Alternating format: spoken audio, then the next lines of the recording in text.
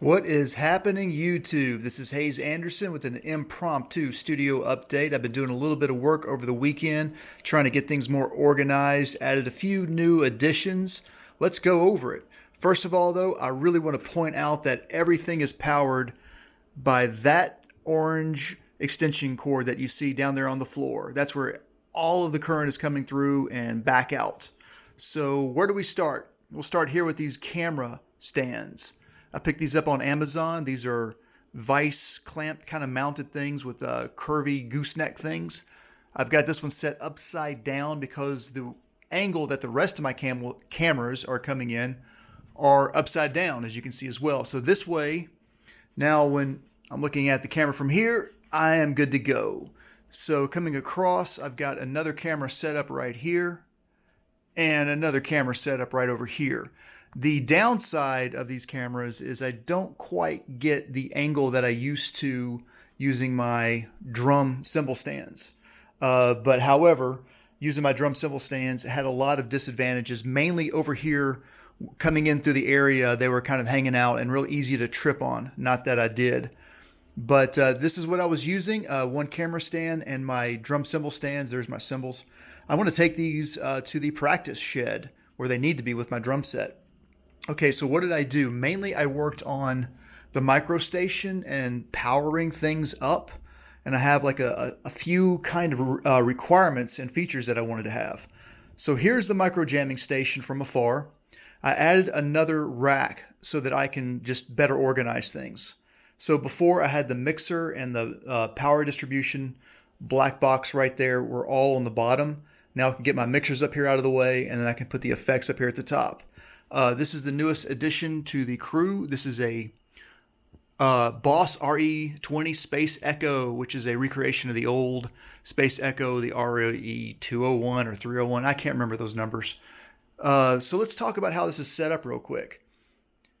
On the left here, this first Nady mixer is an 8-channel, and it's set into mono mode, so I can plug in any number of mono things that I want to.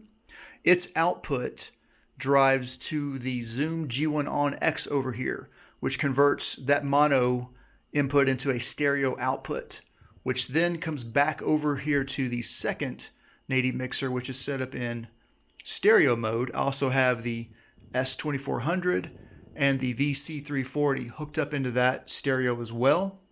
I sometimes hook up the iwi sound module, which is back here hiding.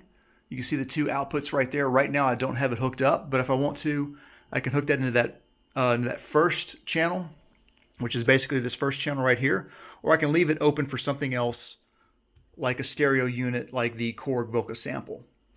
The output of the stereo mixer then comes into the Digitech Nautilus stereo chorus and flanger, which then goes into the RE20 Space Echo, but I'm going to put the Giga Delay back in instead, the DD20.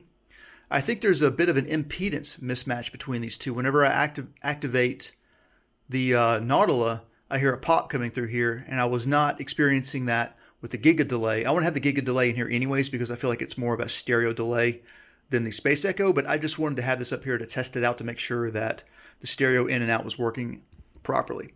But moving forward, after that, I have the Digitech Polara reverb. So we've got chorus, delay, reverb, which is how it should be. Before I had chorus, reverb, delay, and there's just reasons why I did that, but we'll go into it right now. So another thing that I added back over here, oh, by the way, the stereo output of the Polara reverb goes to the main mixer. Okay, so this is a headphone splitter.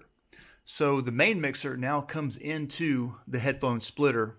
The headphone splitter goes out to the VidPix, which is displayed on the TV set. It also goes to this set of radio-controlled wireless headphones, which are great for debugging things like behind the patch bay, all that kind of stuff.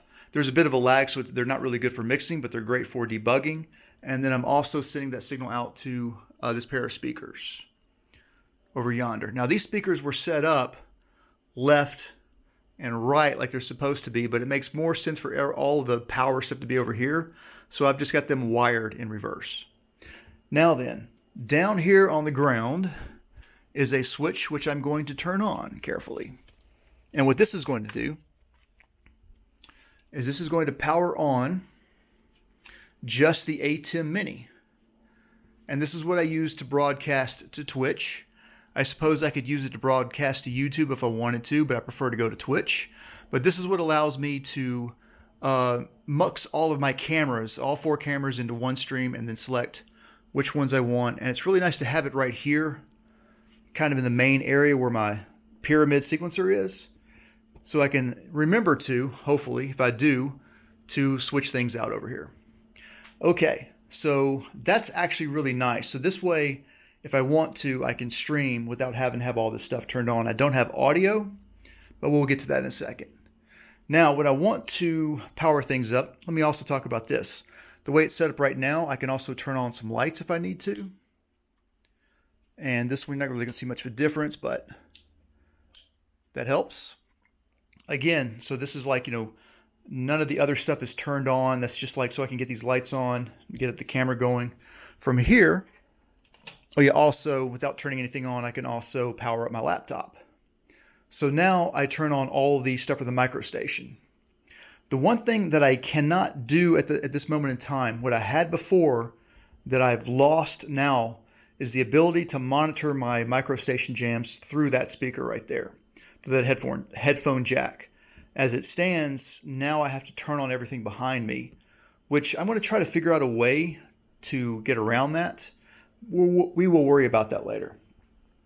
So over here, now to turn everything on, if you notice, my little guitar amp is gone, and now I've got a proper, I don't know the specifications for this thing, but it's just a passive sub and 2 tweeters.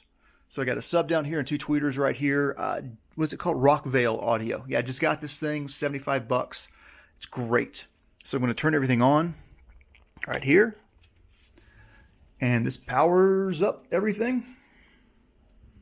Of course, with the exception of the Vocal Kick, which I have to power up myself. And the Korg Mini Chaos pads, which I have to power up myself. And the Delta Sepe, which is now harder to get to, but I can power it up to. So that gets everything on. And now what I'm using is this 15-watt howitzer to get a powered signal to this passive speaker. And I just have to remember to keep the volume turned down when I turn it on. And it's not too bad. We should be able to hear the Vocal Kick. And maybe the bass bot. Well, I've got it muted because this guy right here can be very noisy. That is the New Moon Triple Distortion, Tube Screamer, Big Muff, and what's the other one? A Rat. All parallel. So it's very, very noisy. But that wraps it up, I think, for this little video. Just wanted to point everything out where I've got going on here, and thinking real quick if I'm missing anything. I always miss something at the very end, but whatever it is, it's insignificant, and we will get back to it later. Oh yes, I have one more little camera clamp stand that I want to add right here. It's not going to be a vise mount. It's going to be like a clamp instead, which will make it easier to mount in different places, and that will make it a lot easier for me to get some of these micro jam duns. So yeah, what did I say that right? Micro jams done. Micro jam duns. Words is hard, people. All right. We'll see you next time. Thanks for watching. Bye-bye.